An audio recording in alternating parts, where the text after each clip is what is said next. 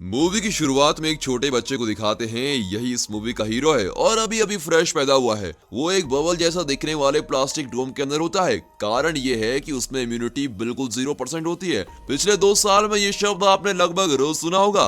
रोग से लड़ने के लिए शरीर में जो क्षमता होती है उसे इम्यूनिटी कहते हैं और ये पैदाइशी क्षमता होती है। जब हमें बुखार या कोई रोग होता है तो हमारा शरीर इस इम्यूनिटी की मदद से उस रोग के कीटाणुओं को खत्म कर देता है और हमें बचाता है। पर इस बच्चे में बिल्कुल भी इम्यूनिटी नहीं होती, इसलिए उसे एक प्लास्टिक डोम के अंदर रखा होता है ताकि उससे कोई भी कीटाणु अटैक न कर सके। गलती से भी उसके शरीर में अगर कोई बैक्टीरिया वायरस घुस गया तो उसकी बहुत बुरी हालत हो सकती है, तो उसे हमेशा इस सुरक्षा कवच के अंदर रखा जाता है। इस बच्चे का नाम है जिमी। कट करके दिखाते हैं कि जिमी अब 4 साल का हो गया है और अब पहली बार अपने घर आ रहा होता है। 4 साल तक वो शायद हॉस्पिटल में ही पल रहा था। डोम के अंदर रखकर ही उसे घर भी लाते हैं। जब उसे गाड़ी से उतारते हैं तो वहाँ कुछ बच्चे खेल रहे होते हैं। गलती से उनकी बॉल जिमी की ओर आ जाती है। तब उसकी माँ बॉल को पकड़कर देखिए तो क्या कर रही है, बॉल को पंचर कर देती है और अपने बेटे की सेफ्टी को लेकर वो बहुत ही सीरियस होती है। कट करके दिखाते हैं कि जिमी को घर के अंदर ले आए हैं। तब जाकर वो चैन की सांस लेती है कि चलो किसी तरह से सेफली घर ले आए। उसकी माँ ने उसके लिए एक अलग ही कमरा तैयार किया होता है जहाँ उसके बेड के चारों तरफ एक प्रोटेक्टिव कवर होता है। उसके अंदर जिमी की जरूरत की सारी चीजें होती है, जैसे उसके खेलने की चीजें, उसके पढ़ने के लिए बुक्स, उसके कपड़े, लगभग सब कुछ होता है। लेकिन प्यार से वो उसे अपने हाथ से सहला भी नहीं सकते। उसके लिए भी उन्हें एक भारी ग्लव्स पहनने पड़ते हैं। कट करके दिखाते हैं कि अब जिमी बड़ा हो जाता है और वो 12 साल का हो गया होता है।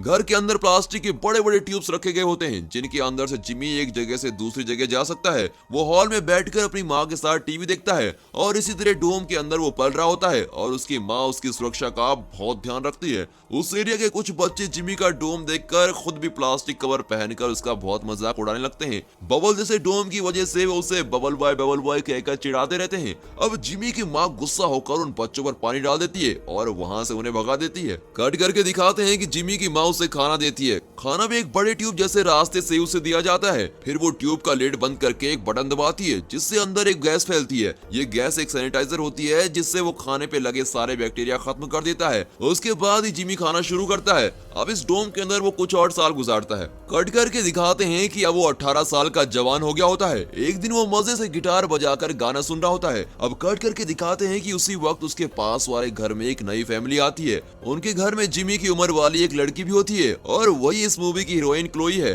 उसे देखकर अपने जिमी की तो नींद ही उड़ जाती है। उसका लव एट फर्स्ट साइट हो जाता है। वो रोज अपनी खिड़की से उसे देखने लगता है और इसी तरह वो एक दिन देख रहा होता है कि क्लोई अचानक से उसे मुड़कर देख लेती है। फिर क्या, वो वही करता है जो इस सिचुएशन में सभी लड़के करने लगते हैं। वो खिड़की साफ करने की एक्टिंग करने लगता है।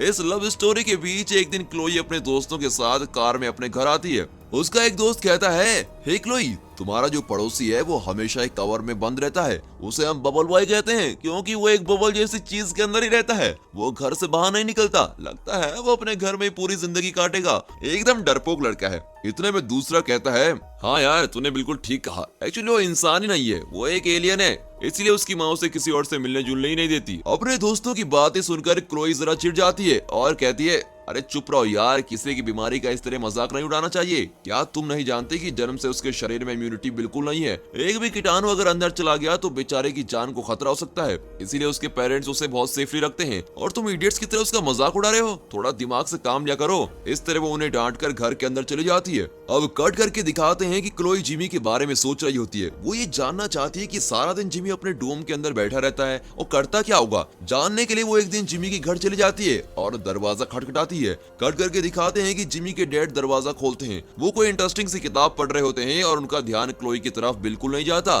दरवाजा खोलकर वो चले जाते हैं। अब क्लोई सीधे जिमी के कमरे में जाती है। वहाँ का माहौल देखकर वो तो हैरान रह जाती है कि ये सब कुछ है क्या। क्लोई को वहाँ देखकर जिमी भी चौंक जाता है क्योंकि वो पहली बार अपनी उम्र की किसी लड़की को देख रहा होता है। वो तो एकदम फ्रीज हो जाता है। लेकिन क्लोई जिमी को अजूबे की तरह नहीं देखती। वो जिमी को नॉर्मल लड़का मानती है और उसी तरह उसके साथ बिहेव करती है। दोनों बहुत मजे से बातें करते हैं और हंसी मजाक चल रही होती है। कुछ देर बाद क्लोई विदा लेती है और कहती है, तुमसे मिलकर मजा आया, तो फिर कल मिलेंगे। और ये कहकर वो चली जाती है। उसके जाने के बाद जिमी की माँ उसके डोम का कवर खूब क्लीन करती है और सैनिटाइजर से पूरा साफ करती है। उसे इस बात का डर होता है कि क्लोई के मुंह से या नाक से निकले हुए कीटाणु इस पर न लग गए हो, और अगर लग गए हो तो वो जिमी को अटैक कर सकते हैं, इसीलिए वो उसको अच्छे से साफ कर रही होती है। अगले दिन क्लोई फिर वहाँ आती है और जिमी से खूब बातें करती है। दोनों बहुत घुल मिल जाते हैं। अब जिमी उसे गिटार बजाना भी सिखाता है। इसी तरह जिमी अपनी नई फ्रेंडशिप बहुत इंजॉय कर रहा होता है। एक दिन क्लोई जिमी के घर आती है और उसके साथ एक लड़का भी होता है। क्लोई उसे इंट्रोड्यूस करती है और जिमी से कहती है,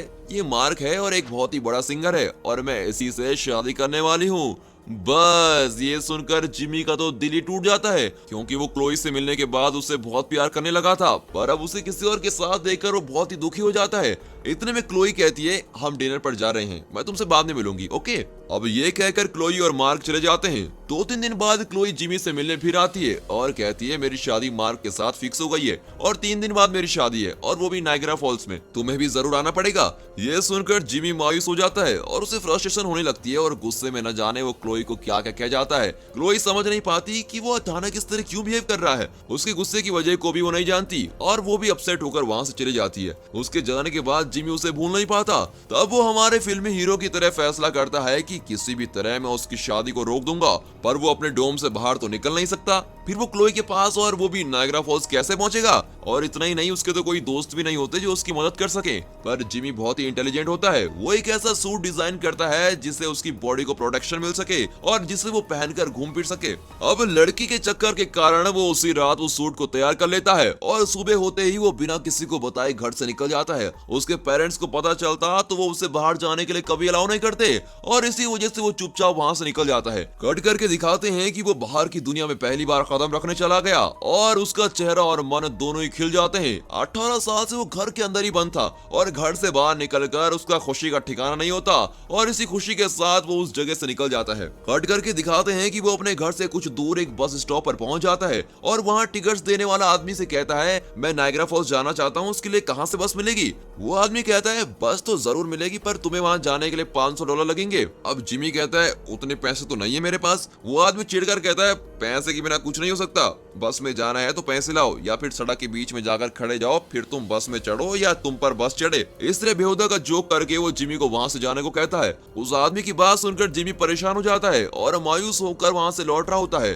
तभी एक बस उससे टकरा जाती है, पर उसका बबल कवर उसकी सुरक्षा कर लेता है और उसको बचा लेता है। उस बस से कुछ लड़के उतरते हैं और जिमी के पास आते हैं। वे शायद किसी टूर पे निकले हैं। पास आकर वे हैरान हो जाते हैं कि ये लड़का इसके अंदर कर क्या रहा है। जो भी हो, जिमी इस बड़े एक्सीडेंट से बच गया होता है और उसका बबल भी बिल्कुल ठीक था। इतना ही नहीं, अगर उसे कुछ होता तो बस के ड्राइवर को भी जेल हो जाती। और कुछ देर उनसे बात करने के बाद वो बताता है कि मैं अपनी गर्लफ्रेंड की शादी रोकने जा रहा हूँ और मुझे नायग्रा फॉल्स जाना है, क्या आप लोग मुझे वहां तक लिफ्ट दे सकते हैं? लड़के कहते हैं, अरे वाह, व्हाट अ कोइंसिडेंट, हम भी तो उसी ओर जा रहे हैं, हम तुम्हें वहां जरूर ले जाएंगे। जिमी बहुत ही खुश हो जाता है। फिर वे जिमी को अपने बस में लेके जाते हैं और बस के अंदर सब खुश हो जाते हैं और उन लोगों का नाच गाना चल रहा होता है। अब कट करके दिखाते हैं कि घर में जिमी की माँ उसके लिए नाश्ता लेकर आती है, पर जिमी को वहां ना पाकर वो चिल्लाने लगती है और सारा घर सर पे उठा लेती है। कट करके फिर जिमी को दिखाते हैं जो उन लड़कों के साथ मजे में बस में जा रहा होता है। उस ग्रुप की एक लड़की से वो कहता है, हे तुम बहुत सुंदर हो, मेरे साथ चलोगी? ये सुनकर उस लड़की को अजीब लगता है और जिमी का कोई फ्रेंड नहीं होता और वो जानता ही नहीं कि दूसरों से कैसी बात करनी चाहिए।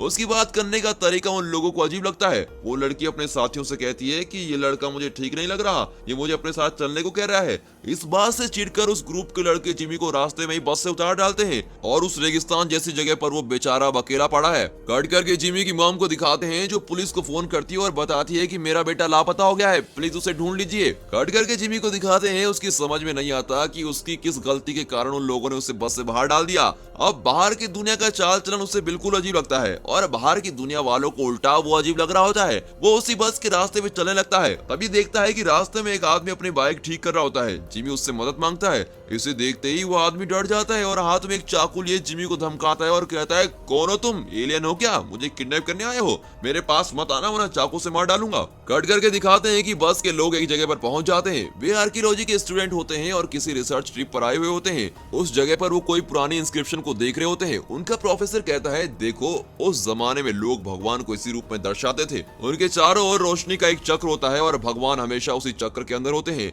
ये सुनकर वे चौंक जाते हैं क्योंकि वे उसी रूप में अभी भी एक लड़के को देख कर आए थे। वे सोचते हैं तो भगवान ने ही हमसे लिफ्ट मांगी थी और अनजाने में हमने उसे मार मार कर बस से नीचे ढकेल दिया। अब कट करके दिखाते हैं कि जिमी उस आदमी को अपनी कहानी बता रहा होता है। वो आदमी जिमी की बातों पर अब विश्वास करने लगता है और पूछता है कि उसे कहाँ जाना है। जिमी कहता है मुझे नायग्रा फॉल जाना है। जिमी का डेस्टिनेशन सुनकर वो आदमी उसे लिफ्ट देने को तैयार हो जाता है और फिर कहता है मैं तुम्हें कुछ दूर तक लिफ्ट दे दूंगा। कट करके दिखाते हैं कि अब ये लॉस वेगस को क्रॉस कर रहे होते हैं और ये एक बहुत ही बड़ी सिटी है जहाँ जिमी उसे देखकर बहुत ही हैरान हो जाता है क्योंकि वहाँ के लोग शराब और पार्टीज में बहुत ही इंजॉय कर रहे होते हैं। वो शहर कसिनोज और बार से भरा होता है। अगर पैसे हो तो वहाँ खूब इंजॉय हो सकता है, बिल्कुल अपने गोवा की तरह। उसके चेहरे पर इतनी हैरानी देखकर वो आदमी पूछता है क्या तुम पहली बार यहाँ आ रहे हो? तब तो तुम्हारे देखने के लिए बहुत सारी चीजें यही हैं, तुम यहाँ जरूर एंजॉय करोगे, चलो मैं तुम्हें शहर दिखाता हूँ। ऐसा कहकर वो जिमी को एक कसिनो में लेके जाता है और जिमी मजे से अंदर जाता है और बहुत सारे गेम्स खेलता है। तभी उसे ख्याल आता है कि 2 दिन में क्लोई की शादी है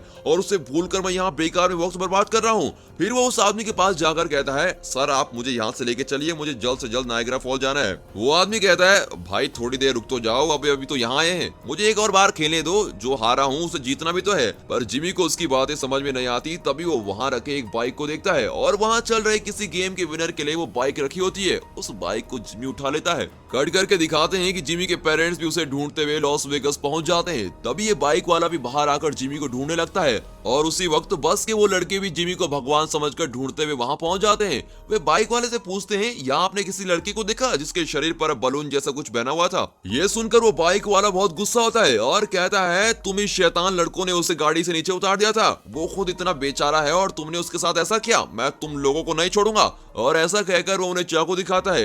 वे लोग वहां से भाग जाते हैं। इतना ही नहीं, उनकी बस उस आदमी की बाइक को भी डैमेज कर देती है और बाइक वाले का गुस्सा और बढ़ जाता है और वो चिल्लाता है तुम लोगों को मैं जिंदा नहीं छोड़ूंगा। कट करके दिखाते हैं कि जिमी मजे से बाइक में जा रहा होता है और उसके आगे एक कार जा रही होती है जिसमें उसके पेरेंट्स जा रहे होते हैं। उन्हें देखकर जिमी चौंक जाता है और उसे देखकर वो भी चौंक जाते हैं। इस वजह से दोनों ही अपना बैलेंस खो देते हैं और उनकी कार जिमी की बाइक से टकरा जाती है। जिमी इस बार भी अपने बबल की वजह से बच जाता है।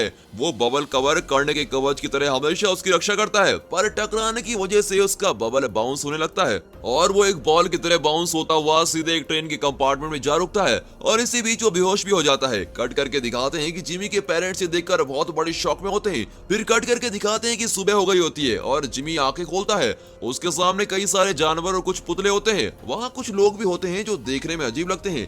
एक्चुअली वो किसी सर्कस में तमाशा दिखाने वाले लोग हैं। जिमी उनसे बातें करने लगता है। तभी वो ट्रेन अचानक रुकती है और उस फोर्स के कारण कंपार्टमेंट का दरवाजा खुल जाता है और जिमी ट्रेन से नीचे गिर जाता है। तब उसके सामने एक बौना खड़ा दिखता है। वो उस सर्कस का मालिक होता है। वो जिमी से कहता है तुम कौन है भाई और ये तुमने क्या पहन रखा है? क्या तुम बबल मैन हो? कोई बात नहीं, अब तुम मेरे पास पहुंच गए हो, मैं तुम्हें काम दे दूंगा। वो जिमी का तमाशा बनाकर पैसे कमाने की सोचता है, पर जिमी कहता है अरे तुम तो खुद बौने हो और तुम इस सर्कस कंपनी के मालिक हो। सुनकर बड़ा मजा आया। इस तरह वो उस बौने का मजाक उड़ाता है। इस पर बौने को बहुत गुस्सा आता है और वो जिमी के बबल पर चढ़कर उसको तोड़ने की कोशिश करता है, पर जिमी अंदर से उसे मुक्का मारता है और वो आदमी उड़ता हुआ सीधी दूसरी जगह गिरता है और बेहोश हो जाता है। फिर जिमी वहां से बच निकलता है। उसके पीछे पीछे सर्कस के कुछ लोग भी आ रहे होते हैं। एक्चुअली उन लोगों का मालिक देखने में तो छोटा सा लगता है, पर इन लोगों को वो बहुत पीटा करता है। वो बहुत ही गुस्से वाला होता है, इसलिए वे लोग उससे छुटकारा पाना चाहते हैं। जब उन्होंने देखा कि जिमी ने उस आदमी को मार गिराया तो वे खुश होकर उसके साथ चलने का फैसला करते हैं, पर जिमी उन्हें समझाता है कि मैं उतना बड़ा आदमी नहीं हूँ जितना तुम लोग मुझे समझ रहे हो,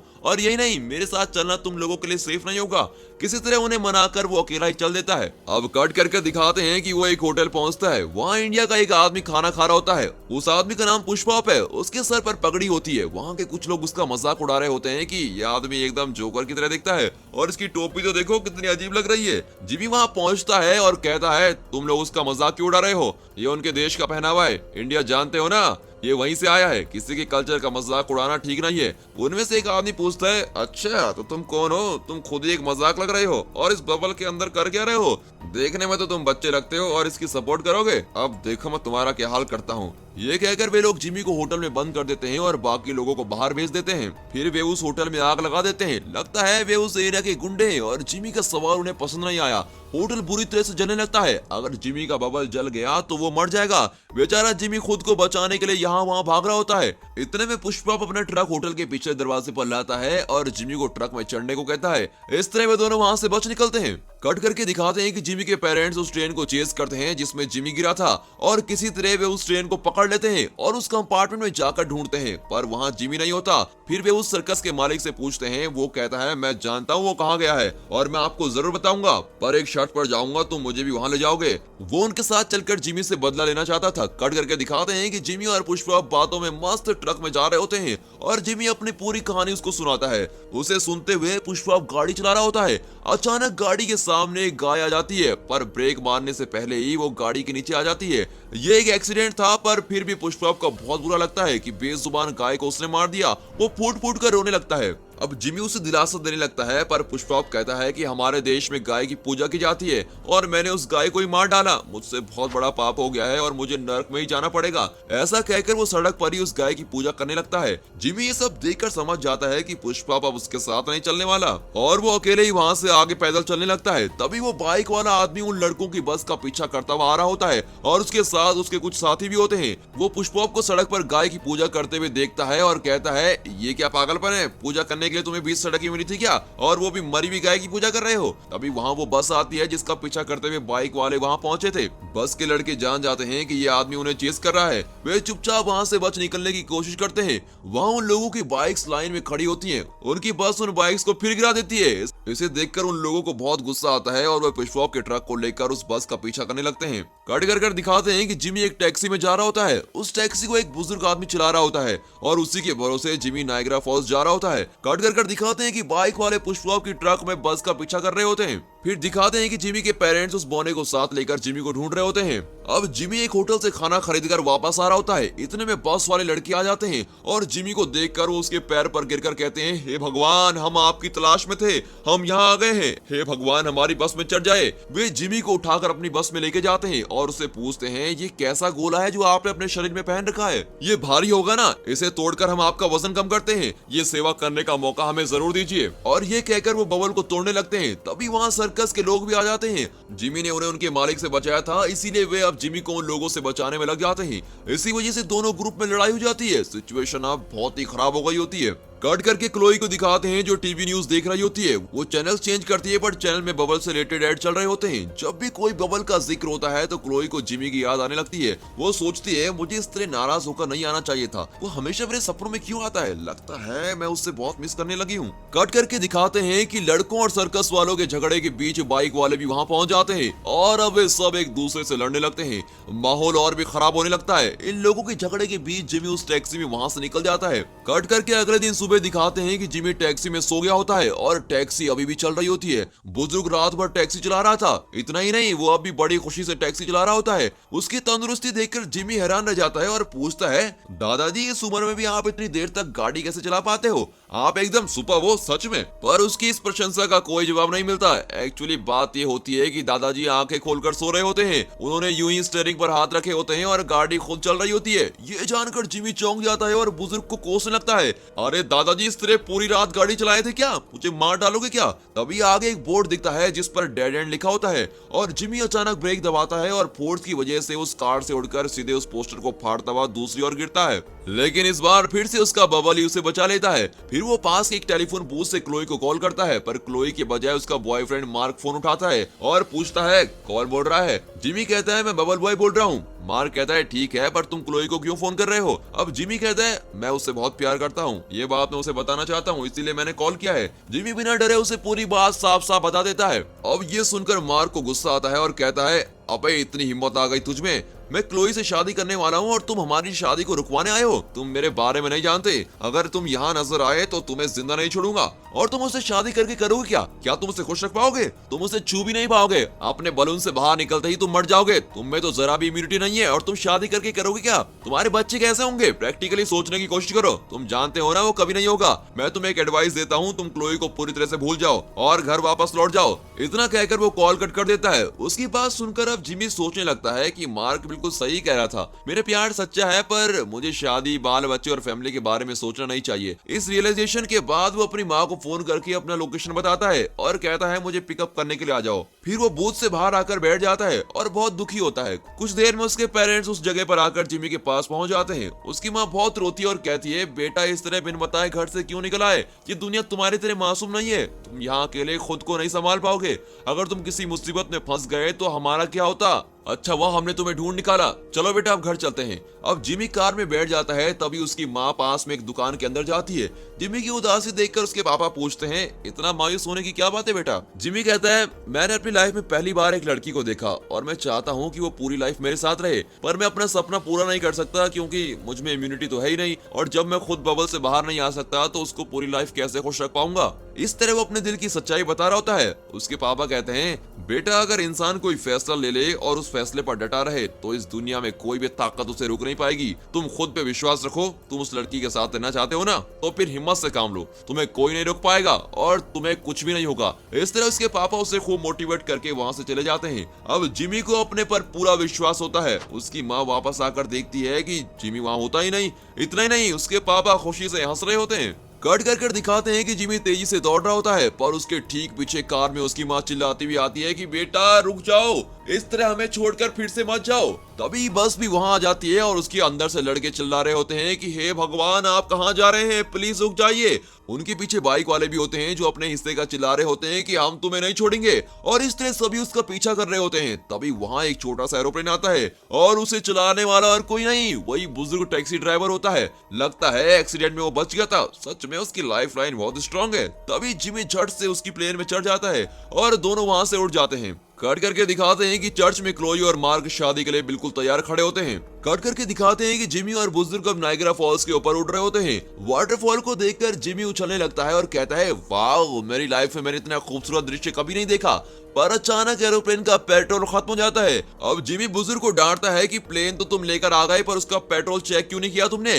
अब जिमी को टेंशन हो रही होती है कि वो अपनी खुशी में फिर से नाकाम होने वाला है। वो झट से उस नायग्रा फॉल्स में कूद जाता है, लेकिन वो डूबता नहीं। हमेशा की तरह उसका बबल कवर उसको बचा लेता है, क्योंकि बबल के अंदर हवा भरी होती है और इस वजह से वो तैरने लगता है और किसी तरह किनारे पहुंच जाता है। पानी से निकलकर वो चर्च की ओर जाने लगता है। कट करके चर्च के अंदर दिखाते हैं क्रिश्चियन शादी में रिवाज होता है कि शादी से पहले दूल्हे और दुल्हन की मर्जी पूछी जाती है। दोनों की मंजूरी के बाद पादरी उन्हें हस्बैंड और वाइफ डिक्लेयर करता है और उन्हें एक दूसरे को किस करने को कहता है, तभी जाकर शादी पूरी होती है। तो यहाँ पादरी मार्क से पूछती है कि क्या तुम क्लोई से शादी करने को तैयार हो। मार्क कहता है मैं तो कब से तैयार खड़ा हूँ। फिर वो क्लोई से पूछती है क्या तुम मार्क से शादी करने को तैयार हो। वो झट से हाँ नहीं करती, वो किसी सोच में खोई भी होती है। जिमी उसके दिल के किसी कोने में जरूर था और शायद इस वक्त उसी की याद उसे सता रही थी। वो पादरी को कोई जवाब नहीं देती, वो कंफ्यूजन में होती है कि उसे हाँ करनी चाहिए कि ना। इतने में अचानक जिमी वहां पहुंच जाता है और उसे देखकर क्लोई का चेहरा एकदम से खिल जाता है। जिमी के लिए उसके दिल में प्यार था, पर इस वक्त तक वो उसे समझ नहीं पाई थी। पर अब जब उसकी शादी मार्क से होने वाली थी तभी वो अपने दिल की बात समझ पाई थी। अगर जिमी यहाँ नहीं आता तो शायद वो जरा सोचकर मार्क से शादी करने को तैयार भी हो जाती। पर जिमी को देखने के बाद उसे यकीन हो जाता है कि उसकी शादी मार्क से नहीं जिमी से होनी चाहिए। अब जिमी क्लोई से कहता है इस बबल में अपनी पूरी लाइफ बिताकर मरने से अच्छा है कि एक बार आकर मैं तुम्हें टच कर लूं और अगले ही पल अगर मैं मर भी जाऊं तो मुझे कोई गम नहीं होगा। ये कहकर वो बबल को खोल देता है। क्लोई चौंक जाती है और कहती है प्लीज ऐसा मत करो, तुम्हें कुछ हो जाएगा। पर जिमी नहीं मानता और बबल से बाहर आ जाता है। आते ही वो झट से क्लोई को किस करता है और वो भी उसे किस करती है। चलो लवर्स का मिलन तो हो ही गया।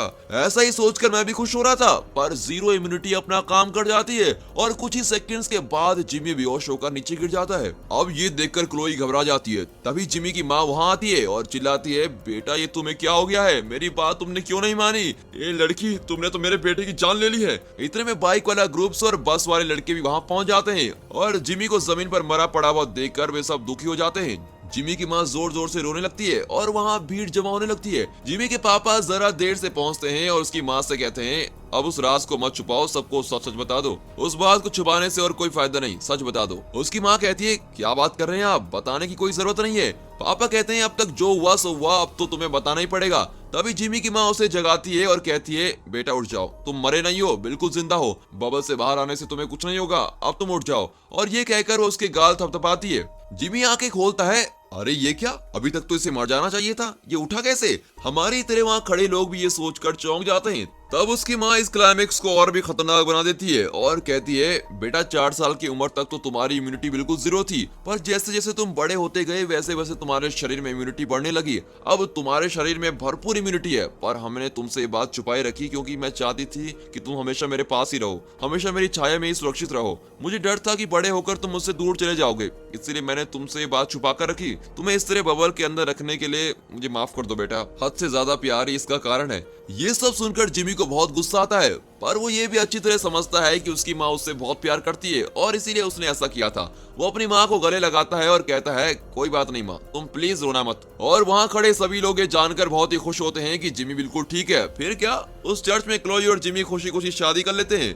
दूसरी तरफ इस शादी की वजह से बाइक वाले और बस वाले लड़के अपनी लड़ाई भूलकर फ्रेंड्स बन जाते हैं। वे सब ड्रिंक्स करते हुए पार्टी एंजॉय कर रहे होते हैं और इस हैप्पी एंडिंग के साथ यह मूवी यहाँ पर खत्म होती है। ये अलग ही किस्म की मूवी है और आपको जरूर पसंद आई होगी। और दोस्तों, इस वीडियो को एक लाइक और चैनल को सब्सक्राइब जरूर कीजिए और हाँ, साथ ही अपने फ्रेंड सर्कल में इस वीडियो को शेयर जरूर कीजिए। And finally thanks for watching.